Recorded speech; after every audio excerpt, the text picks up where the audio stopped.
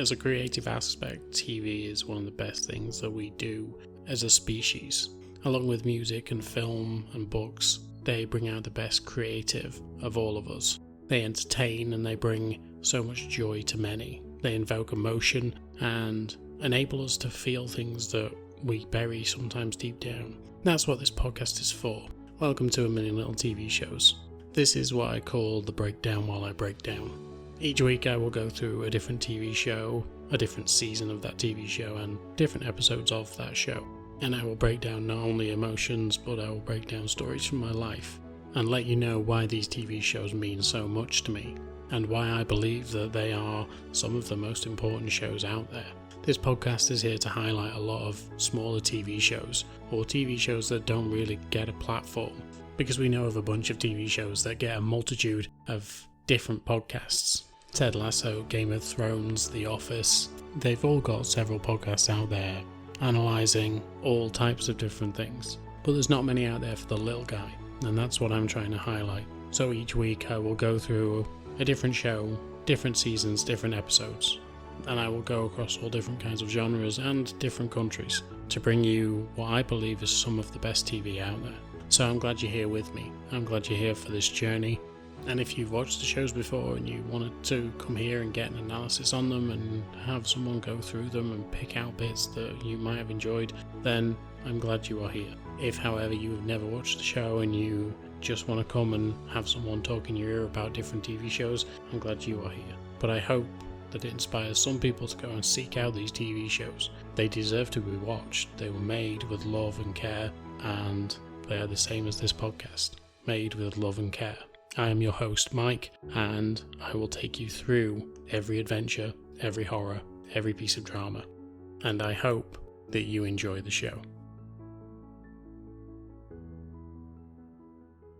Hello there, and welcome back to this A Million Little TV Shows podcast. This is now episode 9 of season 10, and today we're going to be getting back into the fun-filled world of miracle workers, and this season it is all based around the Oregon Trail. Now, my first introduction for this show was actually a trailer for the Oregon Trail. So I was really enthused about it when I saw people like Daniel Radcliffe and Steve Buscemi in it. I could not wait to actually watch it. I thought it was going to be a lot of fun. And then I realised there was 2 seasons prior to that. So I ended up watching the first 2 seasons to get a grasp on what the actual concept of the show was. And I loved it from the get-go. And I've liked the fact that every season has been different, and I'm gutted that it actually ended when it did, because I think they could have done another 2 seasons at least doing something different, but here we are. This is the world we live in. But as I say, all your favourites are back for this season. We've obviously got Daniel Radcliffe, we've got Steve Buscemi, we've got Jodie Viswanathan, and we've got many others that have been stalwarts of the casts in this show for so long now, and I just cannot wait to get down the Oregon Trail with you guys. So, let's get into it. This is Miracle Workers, Season 3, Episodes 1-3.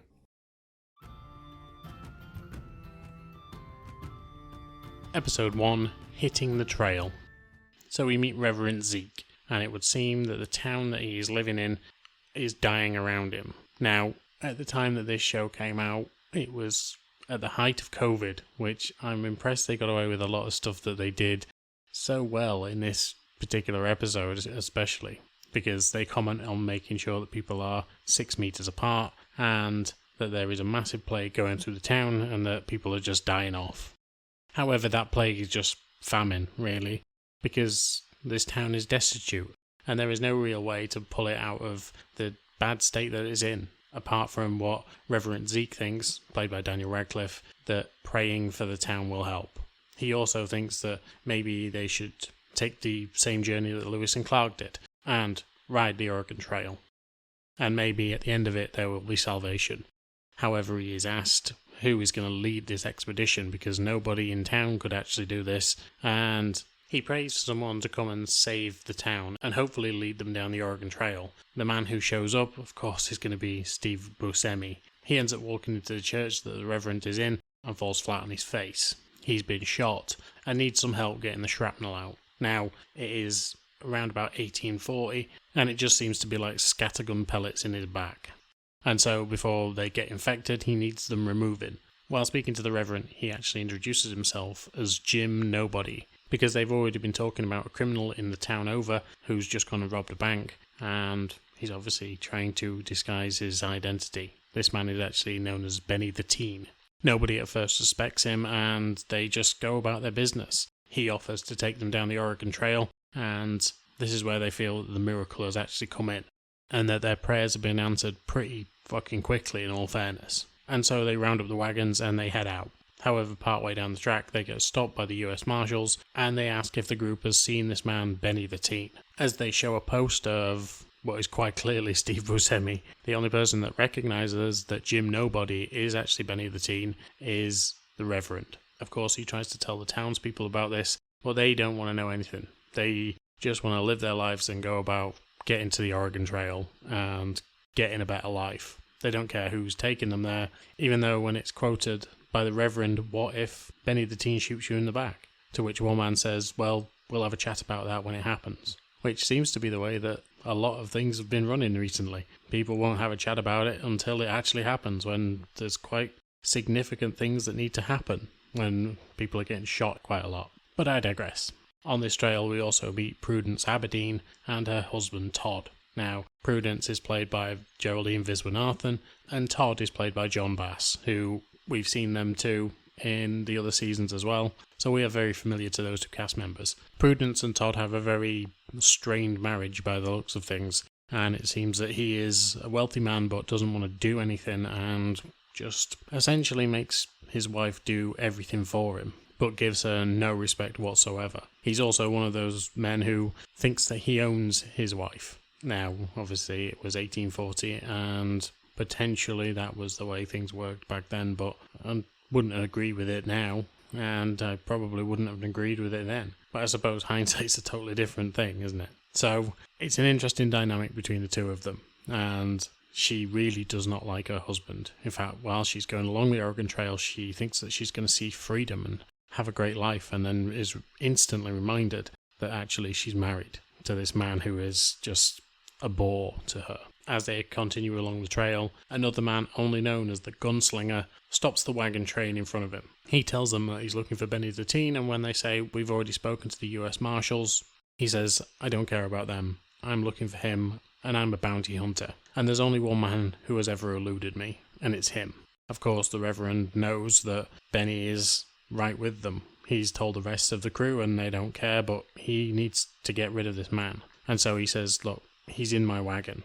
The gunslinger takes Benny and drags him off, heading towards the nearest jail cell, and hopefully to collect his bounty. However, that night, the crew realise that they aren't going to get anywhere near Oregon if they don't have someone like Benny guiding them. And so Prudence and Ezekiel decide that they're going to go back, and they're going to get this guy, which also means having to face the gunslinger. When they go back and find Benny, the Reverend tells the gunslinger that he's not going to kill him, even though he has the chance to. Prudence, however, is totally indifferent to this man and just takes him out. All she wants to do is get back to the group with Benny and the Reverend and just go on her merry way and actually live the life that she thinks that she deserves in a different town, in a better place, and hopefully, potentially, without her husband. And so they return to the group, and the next day, Benny leads the way, and they begin back on the Oregon Trail.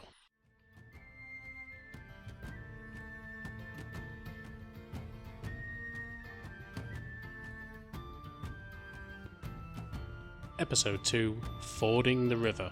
And so for the crew, we see the first real test of this wagon train, and it is the fact that they are going to have to cross a really big river. Straight away, Benny is just trying to boost morale by playing little jokes on people as he tells them to essentially just seal up their wagons, making sure that they're watertight. However, he's walking around and doing something that I have done as well while I was doing some renovations on my house. He is talking about caulking, as in C-A-U-L-K. However, he's obviously making crude jokes about it while he's walking around going, oh, what a massive caulk you've got there. And of course, when he comes to the Reverend, he diminishes the size of his caulk and says, oh, what a shame it is that the Reverend has got such a small caulk.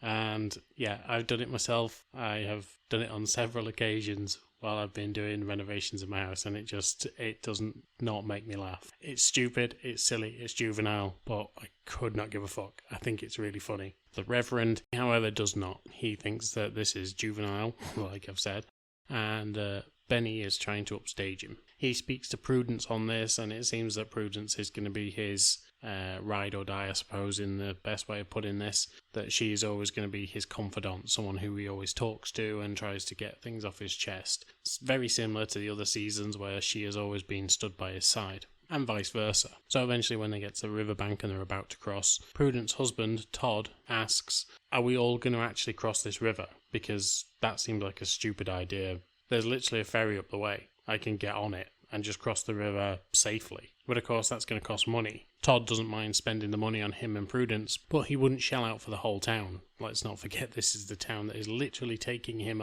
along with them. But he wouldn't put up the money for them. And so when Benny tells him, look, it's your choice, he decides to take the riverboat, and he also takes Prudence with him. Prudence isn't happy about any of this. She wants this adventure. She wants this life. She is going along with this trail because she believes in it. She thinks it's a good and interesting thing to do, but she goes with her husband. And so now that Todd and Prudence have gone, Benny and the Reverend are trying to get the people across this river. They realise that the wagons are going to be too heavy and that they need to actually get rid of some stuff. The Reverend suggests maybe getting rid of some possessions because they're not going to need them. They can pick more possessions up when they get to where they're going, but the people reject him. The only other solution is leaving someone behind. When it comes to leaving either an old woman, a dying child, or a pregnant woman, they are Benny's choices. The Reverend says this cannot happen and suggests that he will be the one that stays behind. He starts putting some things together to try and make himself a raft, and hopefully he can just get himself across on this raft that he's going to make. Of course, he's got no experience of the outdoors really. He seemed very sheltered back where he was and is still very sheltered now. And so the raft that he makes is going to be utter dog shit. Eventually the wagon train starts crossing the river, and the Reverend uses this plank of wood basically to try and cross the river. But of course it's just not going to be enough, and he falls in, because of course he does. The wagon train called to stop, and nothing happens. Benny doesn't want to stop, he wants to keep going, he knows they have to keep going to stay safe. But out of nowhere comes Prudence. Now Prudence, since she left, has been with Benny, and they went towards the boat, they got the ticket, and they were just waiting for the boat to come in. Her and Benny meet a couple who seem to be some sort of 18th century influencers. They are having adventures and taking photos and doing all these things. However, when Prudence and Todd go and sit down with them, it turns out that they aren't actually doing any of it. They're just appearing in photos and not actually experiencing the life. They say that they are #adventure, and that is something that keeps coming up. It turns out that the wife of this couple has been kicked in the head by a horse and keeps saying things like hashtag and slay and bay. And yes, it is very amusing, especially to someone of my age. It really is funny. Not that I haven't used those particular words as well, but again, I think the majority of these things are ridiculous and also funny. But Prudence realises something. These people are fake, or as she puts it, #fake. And she doesn't want to live her life that way. Literally, there are people crossing a river now in a wagon train that she should be helping. She should be there and trying her best. This is an adventure, and that is one of the things that is scary, but also, if they succeed, will be a story they can tell forever. And it's something that she feels a need to be a part of. And so she ends up leaving Todd. And this is where she appears at the river. She dives in, and she goes to help the Reverend because he can't swim. She then takes hold of him and starts swimming towards the wagon train, and when the people from the town see how brave she has been, and maybe they can be as self-sacrificing as she was, they start to get rid of the things that were weighing them down, the possessions. The people matter, the possessions don't. And even Benny ends up getting rid of a bag that he finds next to him. It's not his bag, but he gets rid of it anyway because he's showing growth, which is a bit that I really love. But they end up crossing the river and they get across safely. Prudence is absolutely buzzed by this. She can't believe that she survived and that she did the things that she did and how much of a hero she was. And yeah, it was just insane, intense, incredible. It was the adventure she wanted all along, and it made her feel alive. And that's something that she has felt that she's been lacking for such a long time, especially living with Todd. When he turns up and berates her for the way that she's been acting, she basically tells him to fuck off and pushes him in the river. He's a little posh boy after all and doesn't deserve someone who is as brave and as amazing as what she has been. And that night, after all the toing and froing of the leadership of the group, both Benny and the Reverend actually reconcile and see that they are both needed by this group, and even though they have different opinions of the way to do things, maybe sometimes they should listen to each other. And hopefully this journey will be a lot safer for everyone involved.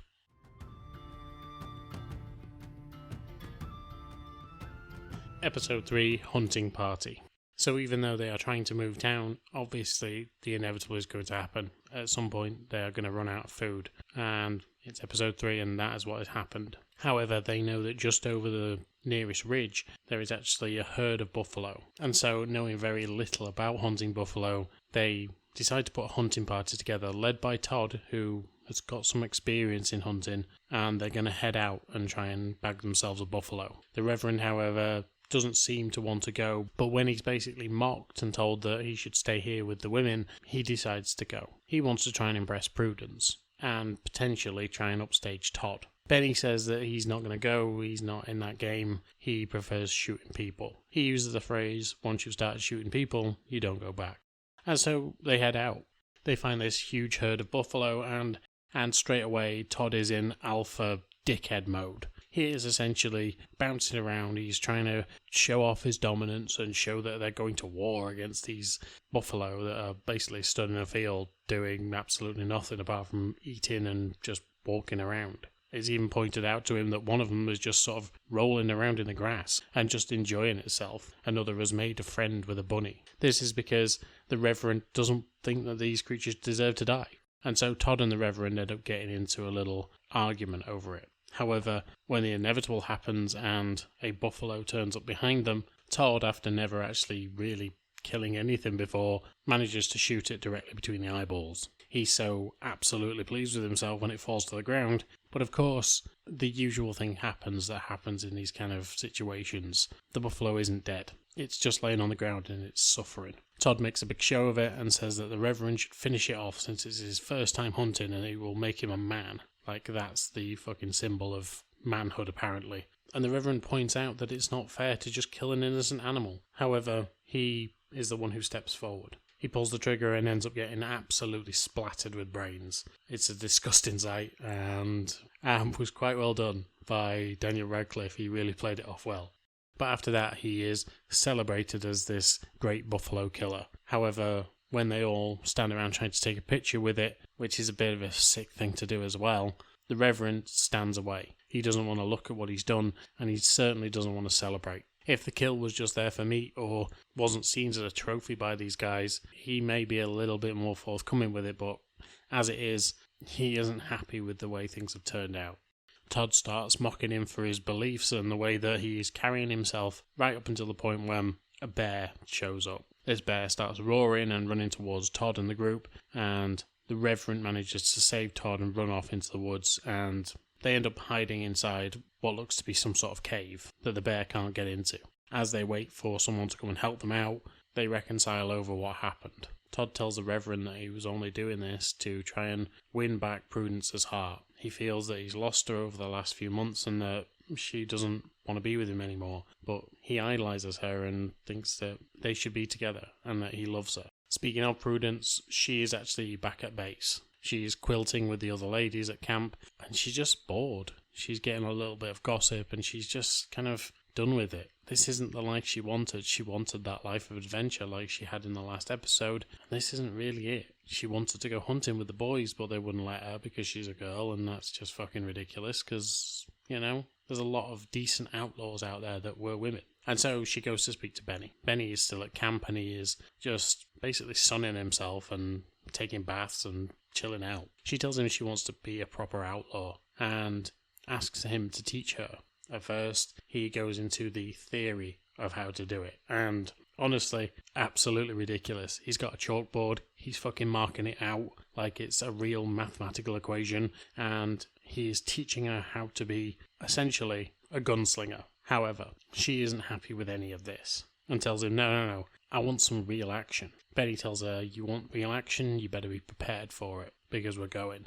They head out and they head to some fur trappers. While they're there, the gunslinger shows up, and just before they can actually rob these poor fur trappers, they end up getting into it. The gunslinger starts shooting, and Benny and Prudence start firing back. It's here that Prudence feels alive, really alive for the first time. She's properly gunslinging. She's firing both guns at the same time, and she is loving it. She's even the one who runs back and collects the coats that they're going to end up selling, and her and Benny run off. Once again, she's buzzed after the whole thing. It's the same feeling that she had after saving the Reverend from the river. She's happy, she's buzzing, and she just cannot get enough. She wants to do it again. Benny starts telling her about the fact that she's not the first woman that he's taught. He's taught one other, and that was his daughter. Trig was someone who he found out in the wild. She wasn't his biological daughter by any means, but he adopted her when he actually found her. They used to pull tricks together, and they used to do all manner of nefarious things.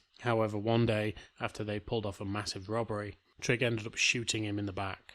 And this is the same gunshot wound that we found at the beginning of the season when Benny turned up. And so, even though they managed a successful robbery of the place where he was, Trig fitted him up, and now he's on the run while she has his money. And not only his money, but his crew.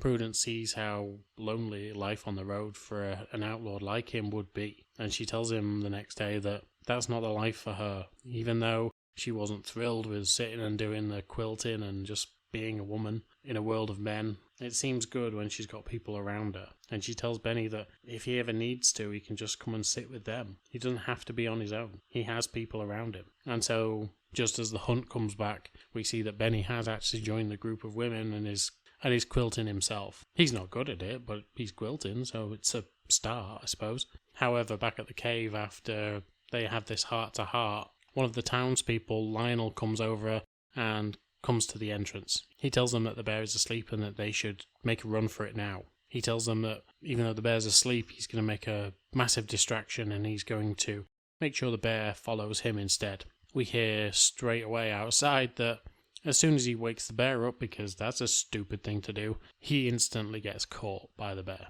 We then hear from inside the cave how badly it is going for him. He essentially ends up getting eaten by the bear, and then another bear comes along, and that's where we leave that particular part of the story until the end of the episode. The Reverend and Todd run, and they end up making it back to camp with the buffalo, and everyone is relieved to see them. Todd pours his heart out through a letter to his wife and tells her how much she is his best friend and how much he can't live without her and how much he loves her and how he can't believe he's lucky to know her.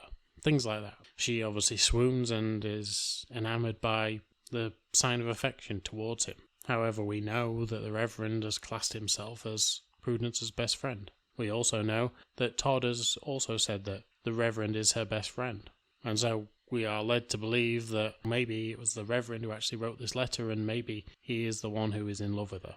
And then we hear the tale of poor Lionel, because his wife wants to know every single detail of how her husband died, even though each time the details get worse and worse, she breaks down crying further and further, but constantly continues to come back and ask, please give me more. And so the story of Lionel is that he was eaten by a bear, then it became two bears, then they started using his head as some sort of volleyball, and eventually ended up using his head in some sort of weird bear cannon. I don't know what that means, but that's what came out of the Reverend's mouth. And all the while, his wife is wailing and crying and asking for more and more detail. She then asks the Reverend to start it over again, but with a lot more detail this time. And that's where we leave it. This show is so fucking ridiculous.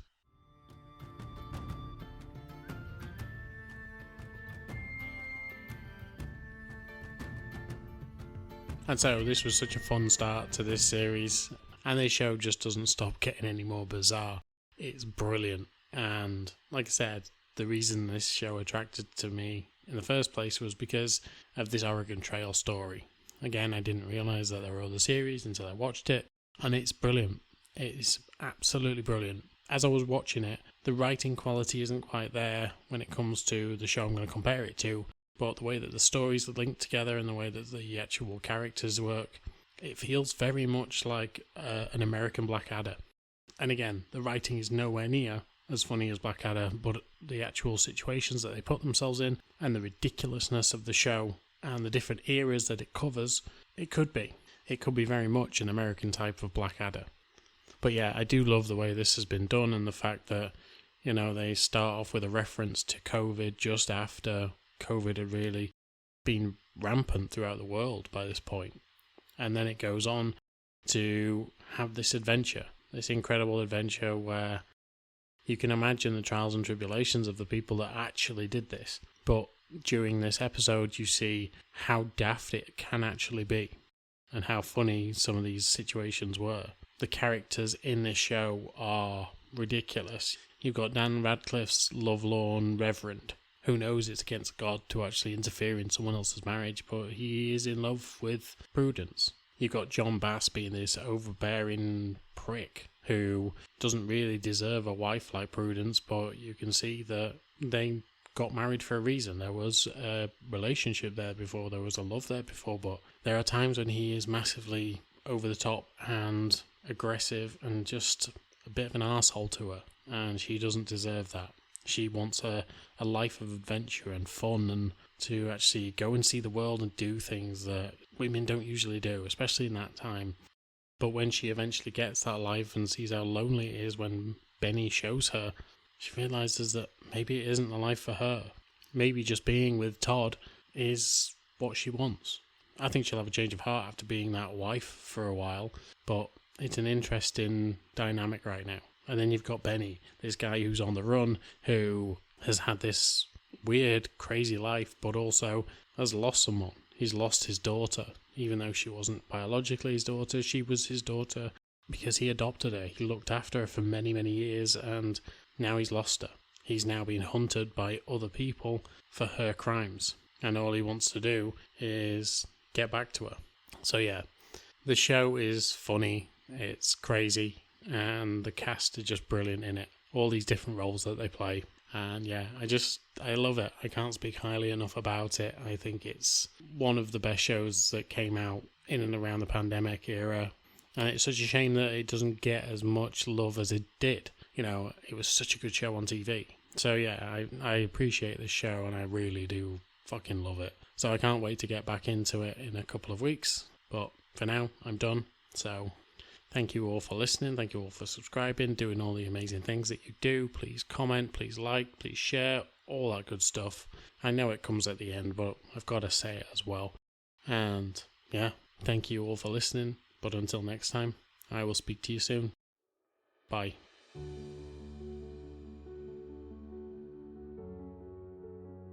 As always, thank you for listening to this podcast, and you could really help me and the podcast by giving a like, share, subscribe on all major platforms that you listen to podcasts on. As an independent podcaster, this will just help me exponentially when it comes to actually doing more things with this podcast. I truly do enjoy this, and I absolutely love revisiting these TV shows with you guys. So any engagement from you is always welcome, and I will try and listen to all of you when you give suggestions or just tell me what you think about the podcast. But once again, thank you for listening, and until next time, I will speak to you soon. Bye.